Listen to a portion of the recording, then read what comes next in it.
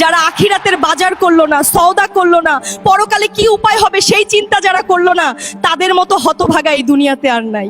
আজরাইল কিন্তু ঘুষ নেয় না। আমি অনেক টাকার মালিক, আমার গাড়ি, আমার বাড়ি, সব কিছু আছে, তবু মন ভরে না এই দুনিয়ার জিনিসে। যদি বলি আমার গাড়িটা নিয়ে যাও, আমাকে আর কয়েকটা দিন সময় দাও, আজরাইল কি আপনার কথা মানবে?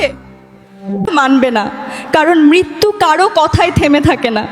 একবার ভাবুন, আপনি মরে গেলে সাথে কি যাবে? কিছুই না। যে সম্পদ নিয়ে আপনি এত গর্ব করেন, সেই সম্পদ ভাগাভাগি করতে আপনার মৃত্যুর পর সবাই ব্যস্ত হয়ে যাবে। মৃত্যুর কথা যখন স্মরণ হয়, নিজের কাছে খুব অপরাধী মনে হয়। ভাবি, আজরাইলের সামনে আমি কি জবাব দেব, কি বলবো সেদিন? আমি কি বলতে পারবো আমি দুনিয়ায় সঠিকভাবে চলেছি? না, পারবো না। তবু আমার মালিকের কাছে একটাই চাওয়া, মৃত্যুর সময় যেন আমার এই জবান দিয়ে বলতে পারি, লা ইলাহা ইল্লাল্লাহু মুহাম্মাদুর রাসূলুল্লাহ সাল্লাল্লাহু আলাইহি ওয়াসাল্লাম।